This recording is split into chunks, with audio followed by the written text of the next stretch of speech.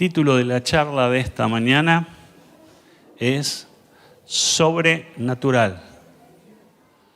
Sobrenatural. La misma palabra nos sugiere que está más allá, está por encima, está arriba de lo que es natural. Lo sobrenatural está por encima de lo natural. Usted y yo fuimos educados en una sociedad occidental. Es una sociedad que basa el pensamiento y el patrón de pensamiento en lo que es la lógica y lo que es la racionalidad. O sea, somos seres racionales básicamente. Casi diríamos que nos representa esa ecuación matemática de que 2 más 2 es 4. No es ni 5 ni es 3, es 4. Y entonces tenemos un aprendizaje, aún desde que íbamos a jardín, los que fuimos alguna vez a jardín, o luego primaria, donde se nos ha enseñado lo que es el pensamiento lógico.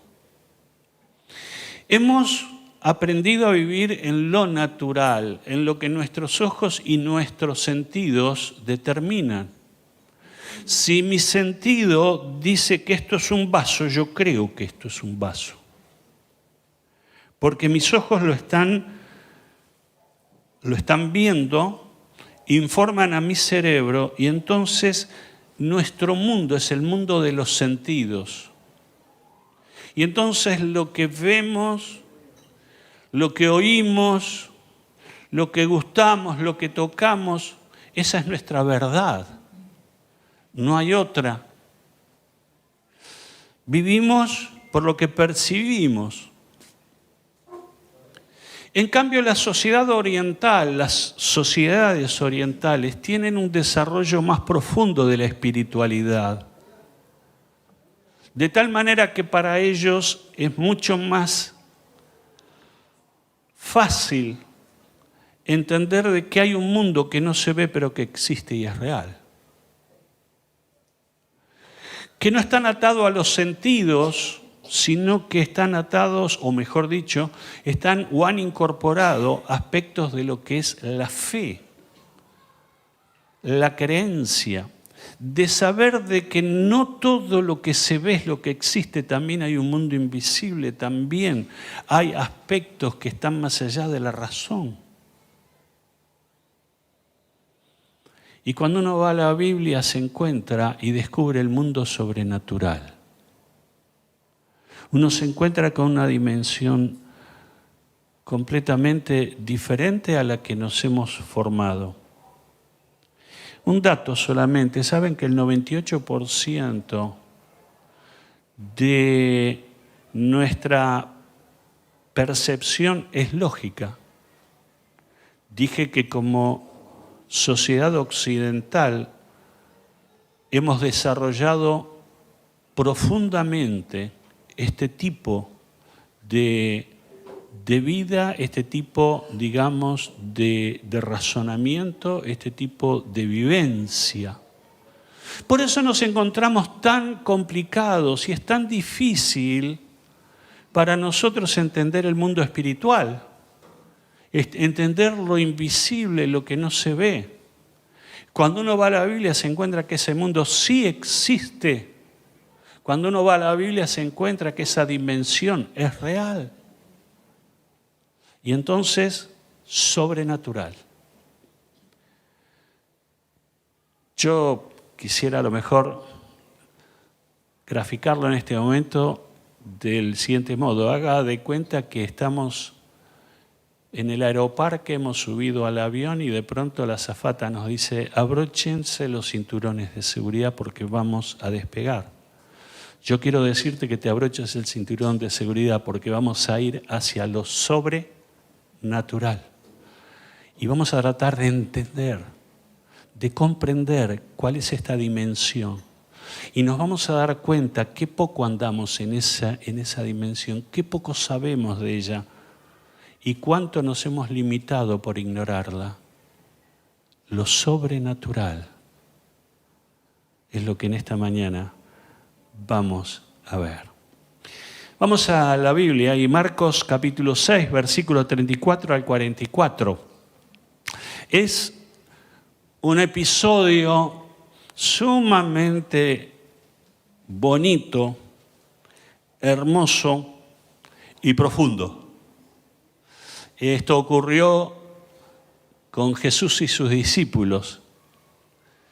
Y de pronto vamos a la lectura que dice, cuando Jesús desembarcó y vio tanta gente, tuvo compasión de ellos, porque eran como ovejas sin pastor, así que comenzó a enseñarles muchas cosas. Cuando ya se hizo tarde, se le acercaron sus discípulos y dijeron, este es un lugar apartado y ya es muy tarde.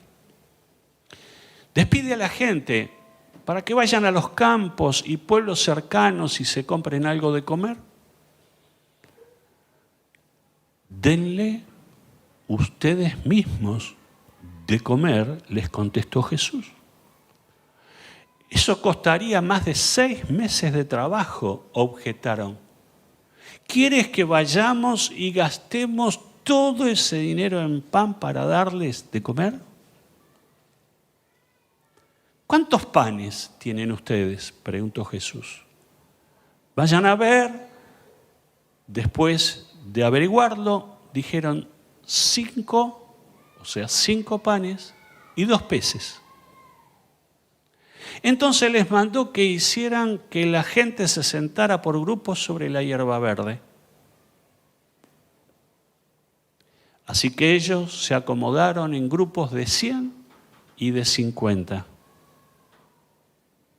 Jesús tomó los 5 panes y los 2 pescados y mirando al cielo los bendijo y luego partió los panes y se los dio a los discípulos para que se los repartieran a la gente.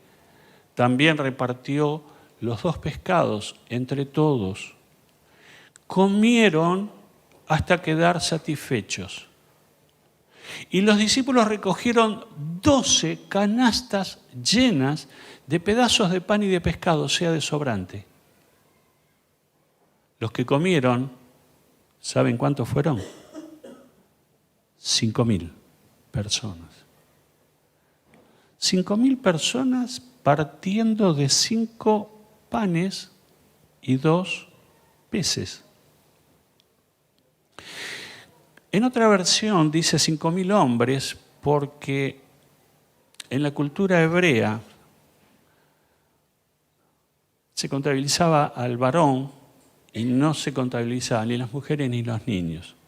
Por lo cual esa cifra de 5.000 puede ascender con facilidad si suponemos que podría haber 5.000 mujeres y 5.000 niños, y seguramente que habría más mujeres y más niños. Entonces, partimos de una base de 15.000 personas.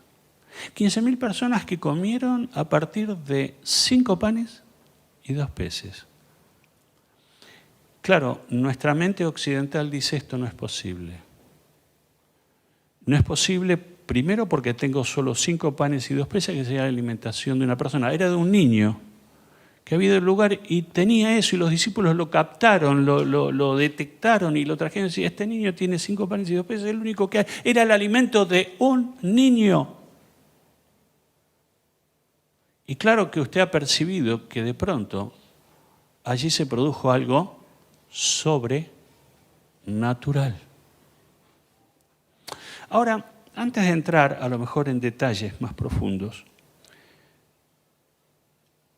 a mí me parece sumamente interesante que los discípulos, en primer lugar, hicieron una descripción muy, muy clara, muy realista. Otra vez, los discípulos aplicaron la mente natural, la mente lógica, la que dice que 2 más 2 es 4. ¿Qué hicieron los discípulos? Primero hablaron que había un problema, había mucha gente, es cierto. El segundo tema, que era tarde, o sea, estaba el atardecer cayendo. Era un lugar apartado, o sea, no era una ciudad, no había cerca una ciudad. Entonces de pronto los discípulos dicen, bueno, mucha gente, estamos en las afueras, estamos en un lugar descampado. Y siguiendo en la lógica de su razonamiento dice, y no hay dónde comprar comida acá, no hay negocios, no hay lugares donde podamos ir a comprar, donde la gente pueda ir a comprar. Entonces, Señor, despídelos, mándalos de vuelta a casa. Ese es el razonamiento. Ese razonamiento es tan lógico, es tan realista, hicieron una descripción exacta de la situación. Ellos pudieron poner en palabras y decir ordenadamente, hicieron una descripción clara de la realidad. Es lo mismo que usted y yo hacemos frente a los problemas o las dificultades que nos enfrentamos. Tenemos una capacidad lógica, una capacidad racional y podemos describir claramente qué nos pasa, qué sentimos, cómo estamos, qué nos aflige, qué nos perturba. Ellos pudieron hacer esa descripción. Ellos hicieron gala de lo que en el mundo natural se hace.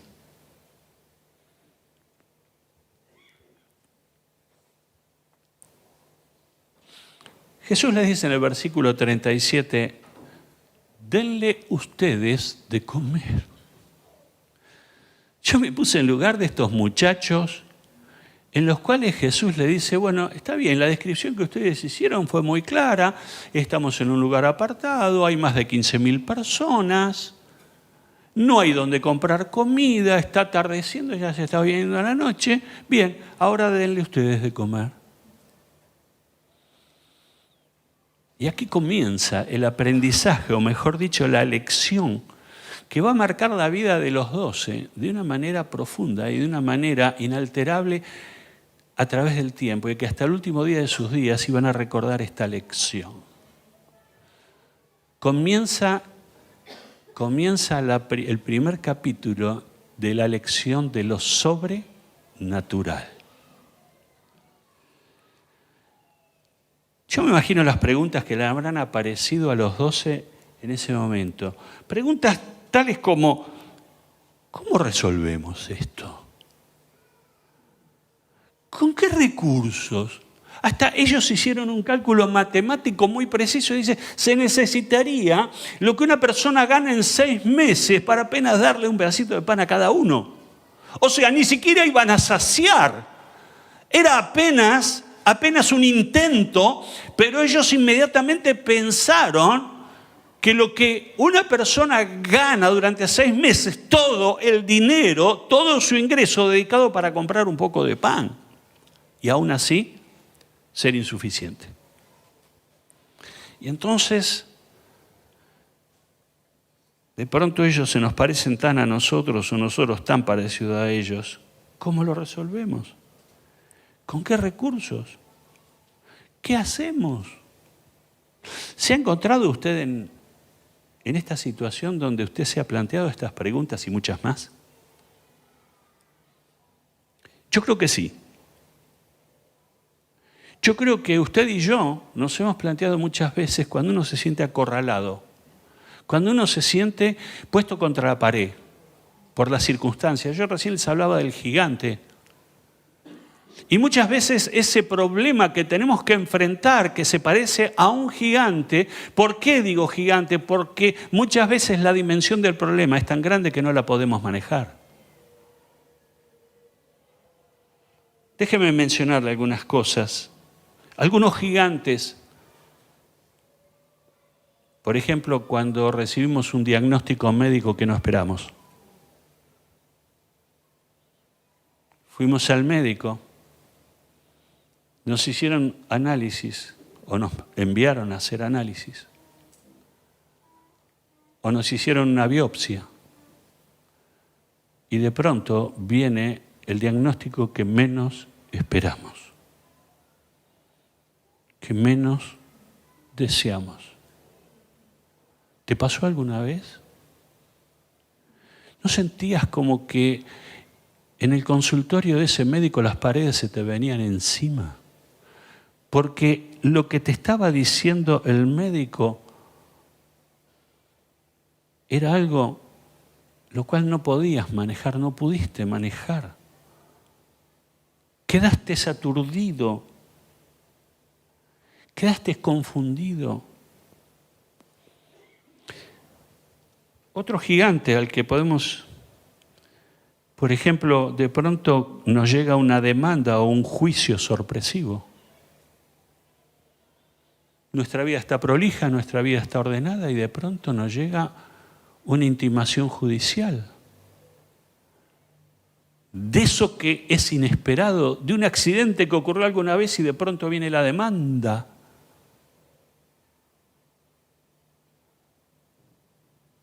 Y entonces otra vez nos preguntamos las mismas preguntas que se hicieron los discípulos. ¿Qué hacemos? ¿Cómo lo vamos a enfrentar? ¿Con qué recursos voy a enfrentar esto? Y uno se siente otra vez aturdido una vez más.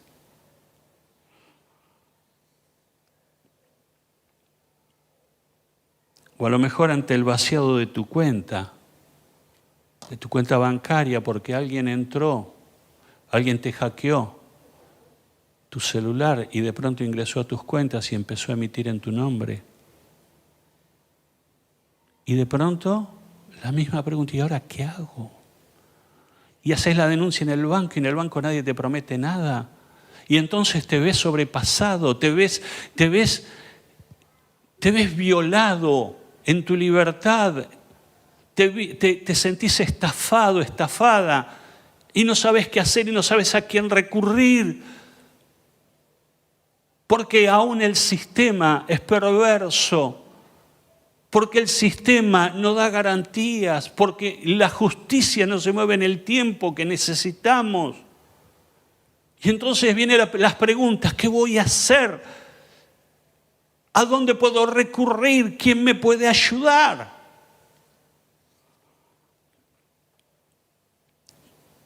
O ante la decisión de tu pareja que te dijo que te va a dejar. Y de pronto todos los sueños se desploman, todos los sueños se desmoronan. Y de pronto, ¿qué voy a hacer? ¿A dónde voy a ir? ¿Qué va a ser de mi vida? Podría seguir con muchos ejemplos más. Y tal vez el más frecuente, porque a lo mejor algunos de estos que he mencionado son extremos, pero te voy a dar el más común. Cobraste tu sueldo y empezaste a separar los gastos, las cuentas, los servicios, y calculaste vos con tu pareja, con tu esposa o con tu esposo, bueno, por día para comer necesitamos tanto. Y cuando hiciste la suma total, llegaste que, o mejor dicho, te encontraste con la triste realidad que llegás al día 20 y no tenés más. Y entonces la pregunta es, ¿y cómo voy a hacer? ¿Cómo hago para llegar a fin de mes? Los números no me cierran.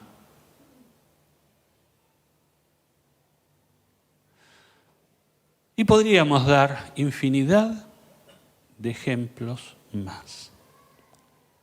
¿Qué voy a hacer?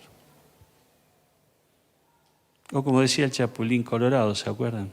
¿Quién podrá ayudarnos? Y aunque es algo que nos causa un poco de hilaridad, de risa, es que en realidad esa es la sensación que tenemos. ¿Quién me puede ayudar frente a esta situación? Se agotaron los recursos en la mente de los discípulos, las posibles soluciones,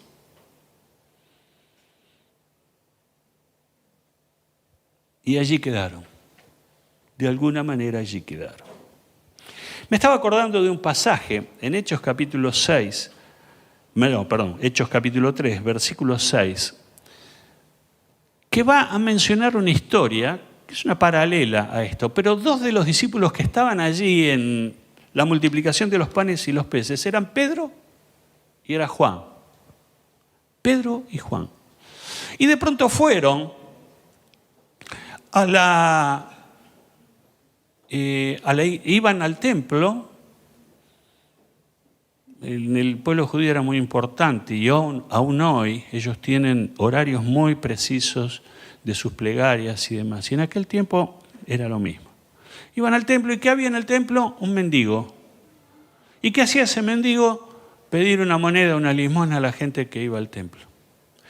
Y cuando lo ve a Pedro y a Juan le dice, les tiende la mano el mendigo. Y Pedro lo mira, y yo creo, permítanme, voy a soñar un poquito, me voy a tomar una libertad. Yo creo que Pedro cuando vio ahí al mendigo, debe haber metido las manos en el bolsillo, aunque no había bolsillo porque eran túnicas, pero haga la idea que de pronto puso la mano en el bolsillo y de pronto se dio cuenta que no había nada, que estaba vacío, porque si hubiera habido una moneda, se lo hubiera dado y hubiera seguido su camino. Pero no había moneda. Entonces, ¿qué es lo que Pedro hizo? Mirá, yo no tengo ni oro ni plata.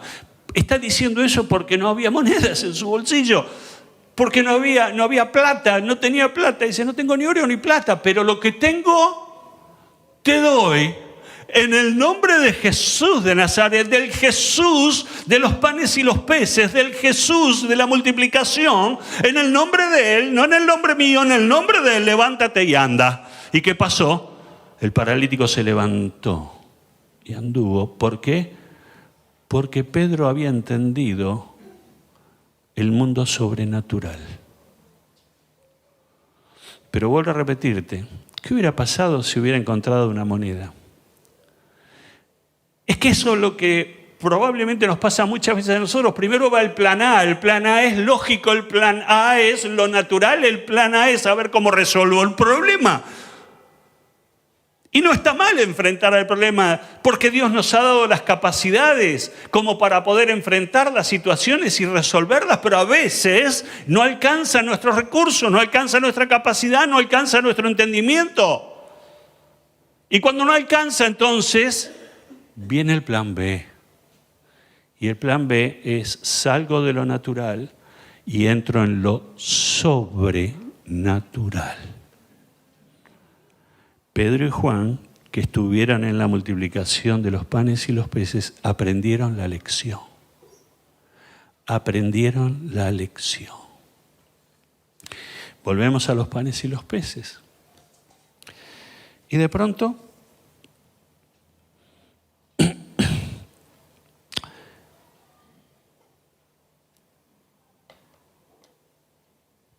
encontraron a un niño que tenía 5 panes y 2 peces, lo traen.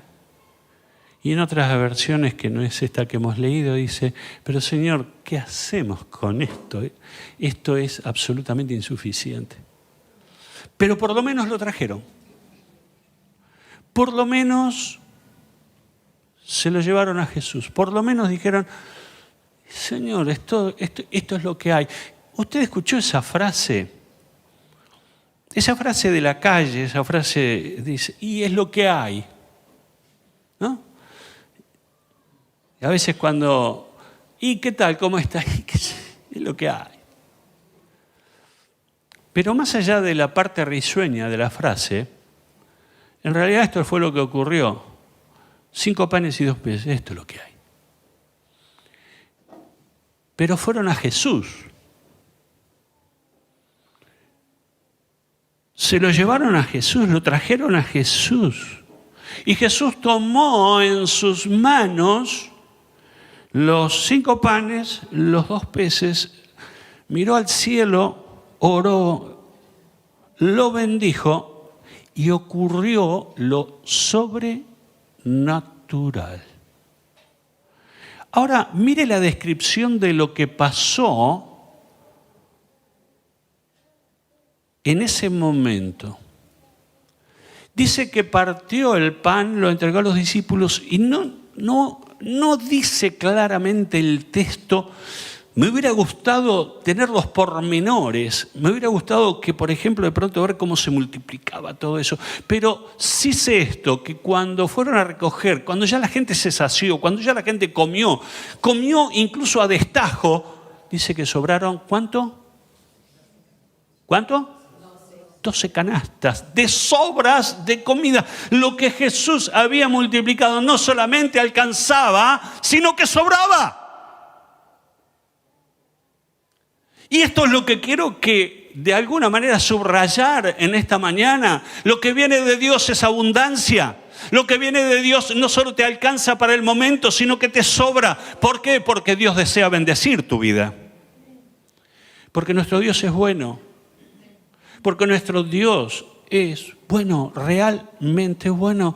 A lo mejor hemos traído la imagen de un Dios severo, de un Dios vengativo, de un Dios que espera que me equivoque para castigarme. Ese no es el Dios de la Biblia. Si bien Dios es justo y da a cada uno conforme a sus obras, Dios es amor también. Y su amor cubre todas mis falencias, mis necesidades,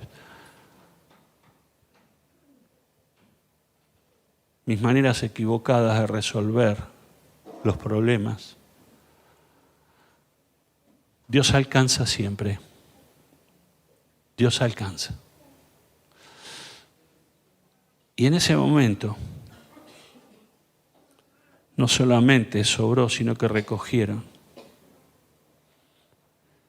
Y la gente no tuvo que irse. La gente resolvió, mejor dicho, le fue resuelto el problema a la gente inmediato, que era su hambre, su apetito. Y la historia continuó. Pero ¿cuál fue el secreto? El secreto fue que en aquella oportunidad ellos entendieron que Jesús era la respuesta al dilema. Pedro y Juan allí, pocos años adelante, ya Jesús no estaba, había ascendido, había muerto, resucitado y ascendido. Y Pedro y Juan habían entendido que no tengo ni oro ni plata, pero lo que tengo te doy. Levántate en el nombre de Jesús de Nazaret. Habían entendido. La respuesta era Jesús. El poder era Jesús. La autoridad la tenía Jesús. La clave para lo sobrenatural es un encuentro con Jesucristo. Lo vuelvo a repetir, la clave para ingresar al ambiente sobrenatural es tener un encuentro con Jesucristo. Jesucristo dijo, y termino, Juan 10:9, y es el último versículo, dice, yo soy la puerta, el que entre por esta puerta, que soy yo, será salvo, podrá entrar y salir con libertad y hallará pastos. Jesús aquí está haciendo una figura, la figura de una puerta. Tenía que ver con ovejas que pasaban la puerta del redil para ir a encontrar pastos. Y Jesús dice, yo soy la puerta. Yo soy la puerta por la que pueden entrar o salir. Y el que por mí entrare, hallará pastos, o sea, hay abundancia. O sea, hay recursos ilimitados y sobrenaturales que Jesús tiene. ¿Por qué? Porque Él es la puerta. Esto no es palabra de ninguno de nosotros, esta es palabra de Jesús. Yo soy la puerta, el que por mí entrare. Entonces la pregunta que tengo que hacerte es si vas a entrar. Porque el que no entra, no halla. El que no busca, no encuentra. El que no pide, no recibe. Principios básicos, bíblicos. Pedid y se os dará. Llamad y se os abrirá. Buscad y hallaréis. Jesús dijo esas palabras. Por eso es absolutamente decisiva mi respuesta, mi decisión. Nadie puede tomar una decisión por ti. Nadie puede ocupar tu lugar. Tienes voluntad que Dios te ha dado. Tienes el principio del libre albedrío con el cual decides qué hacer. Aunque tomes la peor decisión, Dios te va a dejar que la tomes porque tenés la libertad para hacerla. Pero también tienes la libertad para tomar la mejor decisión de tus días. Tener un encuentro con Jesucristo. Y esto es lo que anunciamos, y esto es lo que proclamamos, y esto es lo que declaramos. El que por mí entrare, hallará pastos, hallará abundancia, hallará alimento, hallará la bendición. ¿En qué nivel te vas a seguir moviendo? ¿En el natural o en el sobrenatural? Déjame decirte algo con todo mi cariño. La Argentina que vivimos necesita de lo sobrenatural. Y después no me digas que no te dije.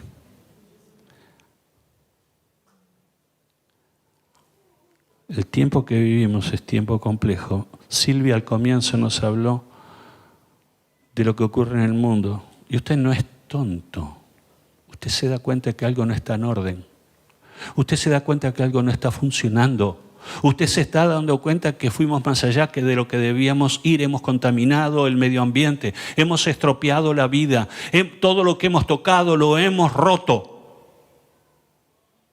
Y el tema es cómo vivir ahora y de aquí en más. ¿Cómo vivirán tus hijos y tus nietos? Lo mejor que puedes hacer es animarlos a ir en búsqueda de lo sobrenatural. Porque es lo único que te sostendrá, es lo único que te llevará de gloria en gloria y de triunfo en triunfo, aunque todo lo que está a tu alrededor se vaya desmoronando. Estaba viendo el terremoto en Marruecos. Me impresionó ver una casa que estaba en una esquina y de pronto la imagen daba que primero por causa del terremoto se veía como que esa edificación, ese edificio que por lo menos tenía 3 o 4 pisos, parecía moverse, literalmente, parecía una torta que se movía, un flan. Y de pronto se vino abajo, absolutamente se vino abajo, cayó en pedazos. Y realmente me estremecí, le dije a mi señora, ¿y la gente? ¿Y la gente? ¿Sabe? Y termino.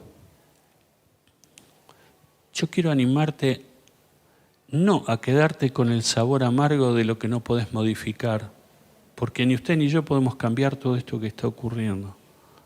Es más, algún día si tenemos más tiempo y le interesa, le puedo hablar de lo que la Biblia declara del tiempo por venir, porque la Biblia habla del futuro. Porque Dios se encargó de dejarnos palabras claras. Jesucristo en Mateo 24 nos dijo lo que iba a venir. O sea, ninguno de nosotros nos podemos sorprender cuando leemos la Biblia y vemos las advertencias que Jesús dejó, para que no estemos a tientas, para que no estemos a oscuras, para que no andemos a ciegas. Y entonces quiero dejar y quiero cerrar este momento con lo más positivo que yo puedo decirte. Y lo que puedo decirte es que yo no tengo la solución, pero conozco a alguien que sí la tiene.